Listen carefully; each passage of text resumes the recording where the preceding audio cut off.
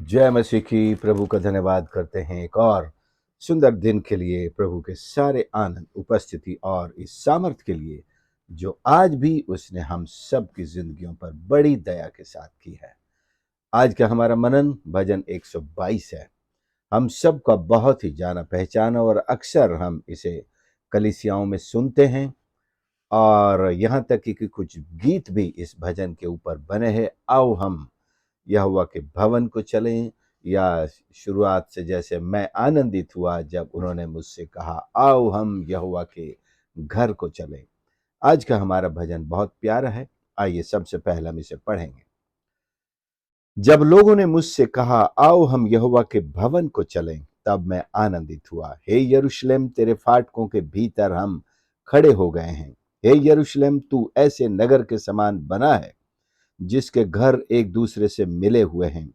वहां यहाँ के गोत्र गोत्र के लोग यहोवा के नाम का धन्यवाद करने को जाते हैं। ये इस्राएल के लिए साक्षी है। वहां तो न्याय के सिंहासन दाऊद के घराने के लिए रखे हुए हैं। यरूशलेम की शांति का वरदान मांगो। तेरे प्रेमी कुशल से रहें। तेरी शहर पनाह के भीतर शांति और तेरे महलों में कुशल होवे। अपने भाइयों और संगियों के निमित्त मैं कहूंगा कि तुझ में शांति होवे। अपने परमेश्वर यहोवा के भवन के निमित्त मैं तेरी भलाई का यत्न करूंगा। परमेश्वर का धन्यवाद हो। परमेश्वर के भवन के लिए, कलीसिया के लिए और उस मंदिर के लिए, खासकर जो यरूशलेम में सारी दुनिया के एक केंद्र के रूप में जाना गया और परमेश्वर की आत्मा और सच्चाई के साथ सच्ची आराधना का एक नमूना बन करके सालों तक खड़ा रहा। और यहाँ तक कि हम कह सकते हैं उसको मिटाने की कई बार कोशिश की गई, लेकिन फिर परमेश्वर के दासों ने उसे बनाया। और प्रभु यीशु के जन्म के समय भी वहां पर हमें मंदिर देखने को मिलता है। प्रियो, सबसे बड़ी बात, जब लोगों ने आपस में एक दूसरे से कहा आओ हम यहोवा के घर को चलें, ये केवल पुराने जमाने की बात नहीं है। आज भी लोग कलीसिया भवन को अपना घर कहते हैं। हमारे ठिकाने की पहचान जहां हम कलीसिया में जाते हैं वहीं से है। हो सकता है आप किसी भी कॉलोनी में रहते हो, किसी गांव में रहते हो और किसी भी जगह पर रहते हो, लेकिन आपकी पहचान तो इस बात से है कि आप अपने भाइयों के साथ कहां पर संगति करते हैं। पुराने जमाने में भी लोग इस चीज को बड़ा महत्व देते थे।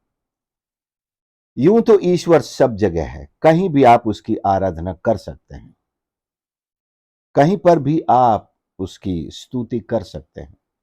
लेकिन जब कोई भवन परमेश्वर की स्तुति के लिए अर्पित किया जाता है, वो जगह सबके दिलों में खास होती है। लोग वहां पर उपस्थित होने के लिए, ईश्वर की आराधना करने के लिए अपने सब काम छोड़ करके आते हैं। ये जगह सच में बड़ी खास होती है, जहां हम परमेश्वर की आराधना करने के लिए सब भाई बहनों के साथ जमा होते हैं। तो ये हमारी एक एकता, हमारी संगति, हमारी आपसी प्रेम, बातचीत, सब चीजों को वहां पर हम भरपूरी के साथ अनुभव करते हो देखते हैं। तो ये कौन लोग हैं जो परमेश्वर के भवन में जाने के लिए बड़े उत्सुक रहते हैं, बड़े खुश होते हैं? जैसा हम पढ़ रहे हैं भजन 120 से, ये चढ़ाई का गीत है। ये तीर्थ यात्री हैं, ये पिलग्रिम्स हैं जो परमेश्वर के इस नगर से बहुत प्रेम रखते हैं, परमेश्वर के इस भवन से प्रेम रखते हैं, या कहें उनकी देशभक्ति का प्रतीक यही है। उनकी ईश्वर भक्ति का प्रतीक यरूशलेम है। यरूशलेम का ये मंदिर है। और जैसा वो दाऊद के सिंहासन के बारे में भी कहते हैं ये सब चीजें उनके दिल से इतनी अजीज हो जाती हैं। और ये शहर, हम जानते हैं राजा दाऊद ने यबूसियों से जीत करके लड़ाई में हासिल किया था और इसे अपनी राजधानी बनाया।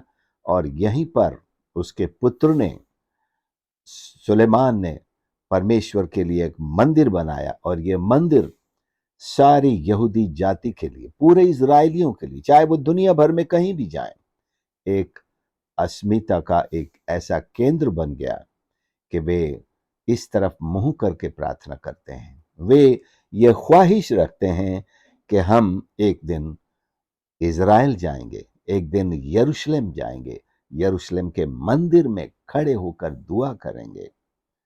और दूसरी तमन्ना, दाऊद के महल को देखेंगे, उन सिंहासनों को देखेंगे।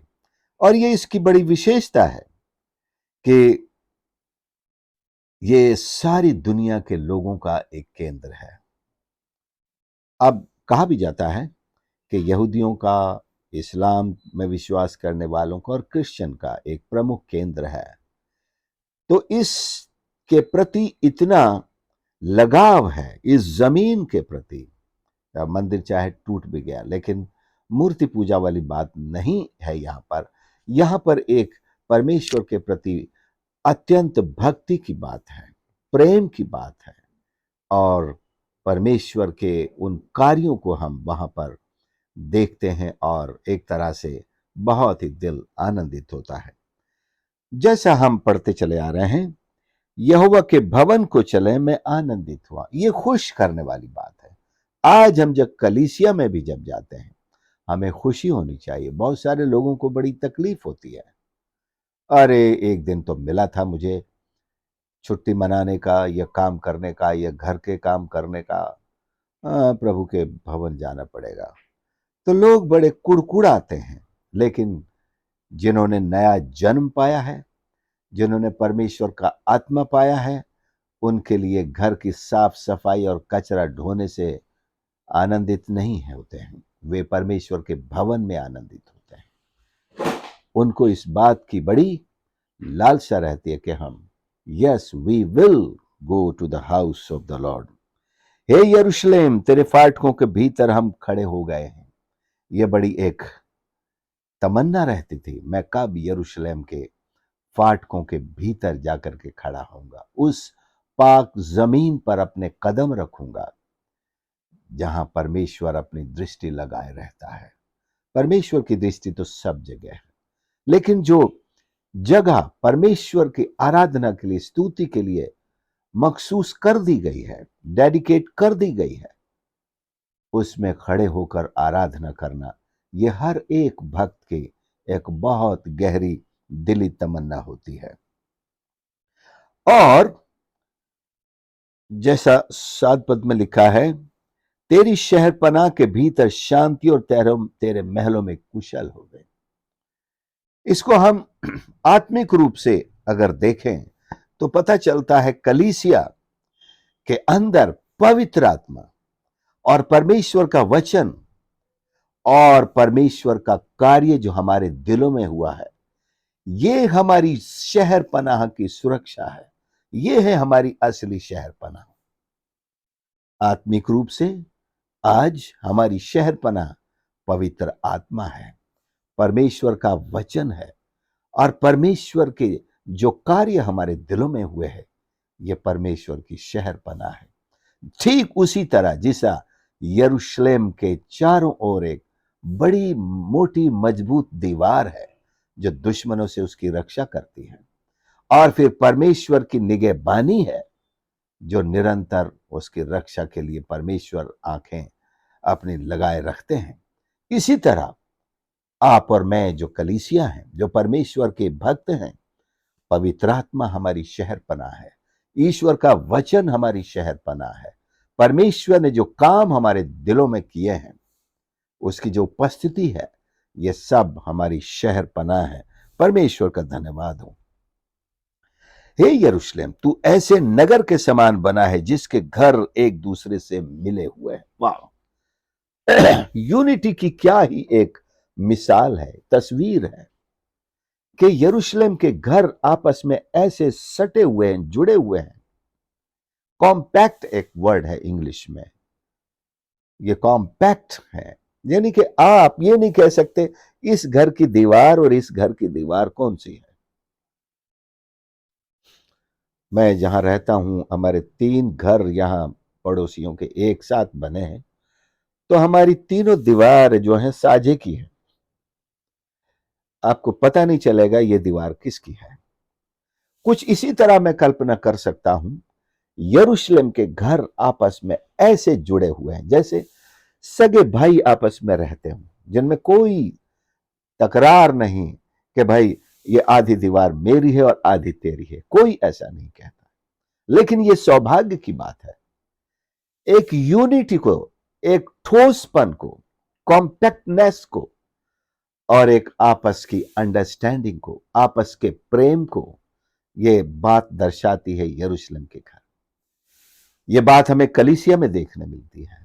जितने विश्वासी हैं सारे एक दूसरे के साथ प्रेम से जुड़े हुए, विश्वासियों में आपस में कोई मनमुटाव नहीं, कोई दूरी नहीं, कोई लड़ाई झगड़ा नहीं।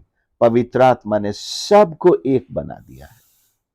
पवित्र आत्मा सब में एक साथ होकर ऐसे बहता है जैसे हर घर के ऊपर से हवा बहती है, हर घर के ऊपर एक साथ बारिश जैसे होती है। आप फर्क कर नहीं सकते हैं।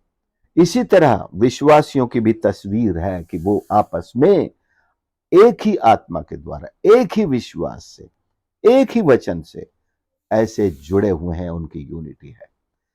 आज दुनिया में ऐसे प्रयास किए जा रहे हैं कि सारे विश्व को एकता में लाया जाए, सारे विश्व को एक परिवार बनाया जाए। लेकिन उनके प्रयास में कलीसिया इस प्रयास से बाहर रखी गई है। We don't need church for the unity of this world. आप कितने भी प्रयास कर लो, हाथ पांव मार लो, सिर पटक लो, आप अगर कलीसिया को बाहर रखेंगे, दुनिया में कभी यूनिटी नहीं ला सकेंगे।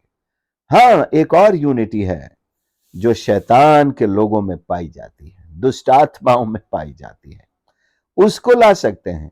लेकिन उस यूनिटी का मतलब आप समझ लीजिए, that is for destruction of the self. वो यूनिटी शैतान जो है, शैतानों को इकट्ठा करके करता है, उन्हीं को नाश करने के लिए करता है। अगर सच्ची एकता की आपको तलाश है, आप कलीसिया को अलग करके हासिल नहीं कर सकते। और उसकी तस्वीर ये यरूशलेम नगर है। इनके घरों को देख लीजिए।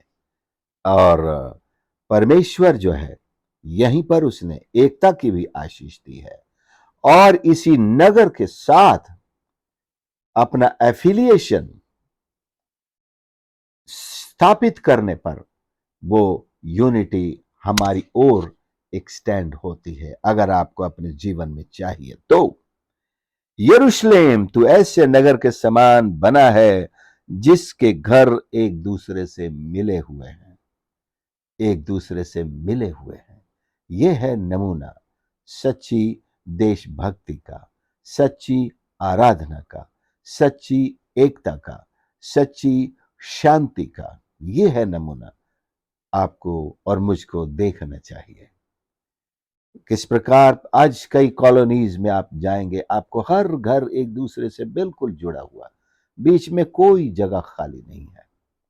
तो ये इस बात को दर्शाता है कि ये सब, लेकिन क्या सच में मसीह का प्रेम उनके दिलों में है? क्या यरूशलेम का वो सीक्रेट इन घरों में है? नहीं है। घर तो आप सटा के बना सकते हैं, लेकिन वो शांति लाने के लिए, वो एकता लाने के लिए, वो प्रेम लाने के लिए आपको कलीसिया को लाना होगा, आपको कलीसिया जाना होगा, कलीसिया को शामिल करना होगा, तभी हो सकेगा। परमेश्वर का धन्यवाद हो। यहां गोत्र गोत्र के लोग यहोवा के नाम का धन्यवाद करने को जाते हैं। यरूशलेम किस लिए है? ईश्वर का धन्यवाद करने के लिए परमेश्वर के भक्त, परमेश्वर के प्रिय, परमेश्वर के लोग यहाँ यात्रा करके आते हैं। यरूशलेम के पहाड़ की चढ़ाई चढ़ते हुए वो धन्यवाद के गीत गाते हुए जाते हैं, और धन्यवाद के गीतों के साथ वो आकर के यरूशलेम के अंदर खड़े हो जाते हैं। उनका पहला पड़ाव यरूशलेम की उस चारों ओर से घेरी हुई दीवार के, जिसे शहर पनाह कहते हैं, उसमें खड़े हो जाना है, ईश्वर को धन्यवाद करना है। उसके बाद उनकी यात्रा मंदिर में आकर समाप्त होती है। परमेश्वर का धन्यवाद हो। और ये मंदिर उनके लिए एक ऐसा केंद्र है, उनकी आस्था का केंद्र है, उनके प्रेम का एक केंद्र है कि परमेश्वर मानो यहां पर उनके सरों पर हाथ रखकर उन्हें आशीष दे रहा है। उनके दिलों में मानो परमेश्वर की उपस्थिति ऐसी उतर आई है कि वो भर गए हैं। वाह! हो सकता है यह संदेश सुनकर आपको यरूशलेम के बारे में और ज्यादा प्यार उमड़ आए कि आप भी करें, मैं भी जहां जाना चाहता हूं। पवित्र आत्मा आपको अगुवाई करे, आप अवश्य जाएं और देखें कि ये बातें यूं ही हैं कि नहीं। अब 2000 साल के बाद आज बहुत सारी आधुनिकता ने उन चीजों को वहां नष्ट भी कर दिया है। बहुत सारी नई चीजें आ गई हैं। हो सकता है आपको वो उस तरह के बने हुए घर आज दिखाई न दें, आज पक्के मकान दिखाई दें, अब हाई राइजिंग बिल्डिंग्स दिखाई दें, लेकिन एक चीज जो आपको आज भी दिखाई देगी वह है परमेश्वर का वही प्रेम, वही अनुग्रह, वही केयर, वही उपस्थिति और वही आभास और एहसास और यादों का वही एक बड़ा तूफान जो आपको घेर लेगा। जो आपने बाइबल में पढ़ी है वो सारी चीजें आपकी आंखों के सामने उसी तरह एक तस्वीर बनकर आपको चारों ओर से आनंद ही आनंद से भर देंगी। तो अवश्य आप अवसर मिले तो जाएं और परमेश्वर का वहां धन्यवाद करें, यहोवा के नाम का धन्यवाद करें। लेकिन आप एक विश्वासी हैं, ये कलीसिया जो है इसमें भी आपको वही उपस्थिति, वही आनंद परमेश्वर का आज उपलब्ध है। वहां तो न्याय के सिंहासन दाऊद के घराने के लिए रखे हुए हैं। ये देखने के लिए जाते हैं दाऊद का महल, उसमें दाऊद का सिंहासन जहां से राजा दाऊद राज्य करता था। मंत्रियों के सिंहासन है, मंत्री भी न्याय करने में सहायक होते थे। राजा सुलेमान का फिर मंदिर जो और आलीशान मंदिर है, वहां राजा सुलेमान का सिंहासन रखा हुआ है। और आज हम किसी भी म्यूजियम में जाते हैं, संग्रहालय में जाते हैं, हम ऐसी पुरानी चीजों को देखते हैं कि ये फलाने राजा का सिंहासन है, ये उनकी तलवार है, ये चीजें वो इस्तेमाल किया करते थे। और बड़ा एक तरह से एक अच्छा सुकून सा लगता है कि वाह, राजाओं ने किस तरह से अपना जीवन जिया और कैसे उन्होंने अपने संघर्षों में सारी चीजों का सामना किया। फिर सारा इतिहास उनका वहाँ गाइड के द्वारा जो बताया जाता है, एक जोश, एक उत्साह और एक उमंग सुनने वालों के अंदर भी भरता है। वहां पर सिंहासन रखे हुए हैं। मैं नहीं समझता कि आज भी कोई सिंहासन वहां बचा होगा, लेकिन आप लौटकर कलीसिया में आइए, यहां परमेश्वर ने अपने सिंहासन रखे हैं, धरे हैं। परमेश्वर का सिंहासन आज कलीसिया में है। You can never say that there is no throne of God in the church. You can see the throne in your own heart even. अपने ही दिल में परमेश्वर का सिंहासन आपको दिखाई देगा और आप उस सिंहासन के सम्मुख परमेश्वर की स्तुति आराधना करेंगे और वही आनंद आपको मिलेगा मानो यरूशलेम की विजिट करने पर आपको मिलता है। यरूशलेम की शांति का वरदान मांगो। एक आशीष सारी दुनिया के लिए रखी गई है कि अगर आप तेरे प्रेमी कुशल से रहें, यरूशलेम से, इज़राइल से दोस्ती करते हैं, तो परमेश्वर का कुशल आपके जीवन में यूं ही जुड़ जाता है। अगर आप इज़राइल के दोस्त हैं, friend of Israel, friend of Jerusalem, friend of the people of God. You support them, you favor them, you stand by them and for them and with them in your prayers, in your support, even financial or all other ways that the people of God need today. परमेश्वर के लोगों को आज जो भी सहायता दुनिया भर के लोगों से चाहिए, अगर आप उनके लिए खड़े होते हैं, परमेश्वर आपके लिए कुशलता के भंडार खोल देता है। यरूशलेम की शांति का वरदान मांगो। सारी दुनिया में शांति चाहिए तो यरूशलेम की शांति के लिए प्रार्थना करें। यरूशलेम में शांति होने पर ही सारी दुनिया में शांति आएगी। ये एक सीक्रेट है। आप यरूशलेम तो उबलते हुए हंडे पे चढ़ा दें और कहें दुनिया में शांति है, ये कोई मान नहीं सकता। अगर आपको दुनिया भर में शांति की स्थापना करनी है तो इसकी शुरुआत यरूशलेम से करनी है। हमारी प्रार्थना का विषय नंबर 1 यरूशलेम होना चाहिए। जब वहां पर शांति कायम होगी तभी, और हम देखेंगे जब प्रभु यीशु दोबारा लौट कर आएंगे, यरूशलेम के अंदर ही अपना राज्य स्थापित करेंगे। 1000 साल तक वहां राज्य करेंगे। वो शांति का राज्य कहलाएगा। That will be the kingdom of peace, the millennium of peace, or there is another word in English, utopia, ईश राज्य, ईश्वर का राज्य। हिंदुस्तान में एक शब्द इस्तेमाल होता है राम राज्य। उसकी कल्पना वो वहां देखने को आपको मिलेगी। अगर राम का राज्य आप रामायण से या दूसरे ग्रंथों से देखें तो आपको वहां भी शांति दिखाई नहीं देगी, क्योंकि शैतान काम करता हुआ दिखता है, जिसने राम के अपने इतने अच्छे परिवार को ही तोड़ डाला और उनको ही विस्थापित कर दिया। उनके पिता को क्या क्या तकलीफें हुई, उनकी माताओं को क्या क्या तकलीफें हुई, खुद राम को, उनकी पत्नी को क्या। तो ये राम राज्य का एक वो नमूना नहीं है जिसकी कल्पना हिंदुस्तान के लोग आज करते हैं। लेकिन मैं आपको बताना चाहता हूं, ये कल्पना साकार होती है।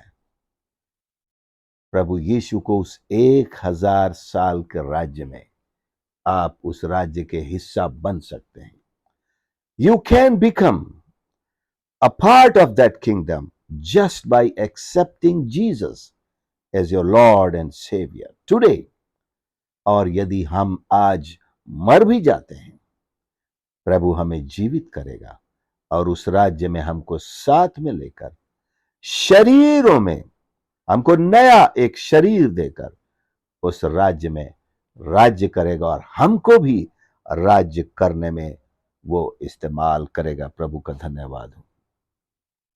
तेरी शहर पनाह के भीतर शांति और तेरे महलों में कुशल हो गई। महलों में कुशल होगा जब चारों तरफ से लड़ाइयां शांत होगी। आज ना तो कलीसिया में कुशल है, ना तो यरूशलेम में कुशल है, क्योंकि चारों तरफ दुश्मनों ने अपनी आंखें लगा रखी हैं। उनका कहना है कि हम 15 मिनट के अंदर पूरे इज़राइल को मिटा सकते हैं। मिटा तो सकते हैं, लेकिन ये केवल उनका सपना है, केवल उनकी बातें हैं। इज़राइल तो कई बार मिट चुका है और खड़ा भी हुआ है, लेकिन वो जो एक जज्बा है, वो जो एक आत्मिक नेशन है, राज्य है, वो जो परमेश्वर का एक स्थापित 12 गोत्रों का एक इज़राइल है, उसको आज तक कोई नहीं मिटा पाया है। उसने सारी दुनिया को कहीं इज़राइल कर दिया है। दुनिया के कोने कोने तक, छोर छोर तक आज इज़राइल है। कहां तक मिटाओगे? आज सारी दुनिया ही इज़राइल हो गई है, सारी दुनिया कलीसिया हो गई है। तुम मिटाने चले थे, तुमने तो और उसको बड़ा कर दिया। विस्तार दे दिया है। अब लोग कहां तक मिटाओगे? तुम बाहर मिटाने चले थे, अपने घरों में भी देखो कितने लोग मसीह पर विश्वास करते हैं। यह है Israel. You can never remove Israel from the face of the earth. You will rather see with your own eyes, extending it to the borders of the earth and entering even into your own house. So, better lay down your weapons. अच्छा होगा आप अपने हथियार डाल दें और इस बात को मान लें कि परमेश्वर ने यरूशलेम में आपके लिए भी आशीष रखी है। भाइयों के और संगियों के निमित्त मैं कहूंगा कि तुझ में शांति हो गई। अपने भाइयों के लिए दुआ करें, विश्वासी भाइयों के लिए दुआ करें, इजरायली भाइयों के लिए दुआ करें कि वहां शांति हो। शांति के राजकुमार को अपने दिलों में जगा दें और जल्द प्रभु का आगमन हो और हम सब परमेश्वर की आशीषों में आगे बढ़ें। अपने परमेश्वर यहोवा के भवन के निमित्त मैं तेरी भलाई का यत्न करूंगा। हे प्रभु, आपकी भलाइयों के लिए हम रात दिन यत्न करते रहेंगे। हमारा यत्न परमेश्वर की स्तुति है, हमारा यत्न परमेश्वर की भक्ति है, हमारा यत्न परमेश्वर के वचन की का प्रचार है, हमारा यत्न अपनी गवाही को दुनिया के छोर छोर तक देना है, हमारा यत्न आत्मा से भरकर परमेश्वर की स्तुति करना है। मंदिर से ये आवाज आनी चाहिए, मंदिर से स्तुति और धन्यवाद की आवाज आनी चाहिए। जैसा लिखा है, धर्मियों के तंबू में जय जयकार की ध्वनि हो रही है। यहां पर तू मैं लड़ाई झगड़े गाली गलौज की आवाज नहीं होती है। अफसोस की बात है, कुछ तंबुओं से यह आवाज आती है। झगड़ा, गाली गलौज, तू मैं और लड़ाइयां, व्यभिचार और ये वो तंबू भ्रष्ट हुए पड़े हैं। वहां शैतान ने अड्डे जमा रखे हैं। लेकिन याद रखिए, परमेश्वर जल्द आने वाला है, एक एक को उनके सजा देगा। परंतु हम आज अपने तंबू को भी पवित्र करें। Let us sanctify our tent tonight, today, this morning, whenever you are listening to this message, let us sanctify our tent.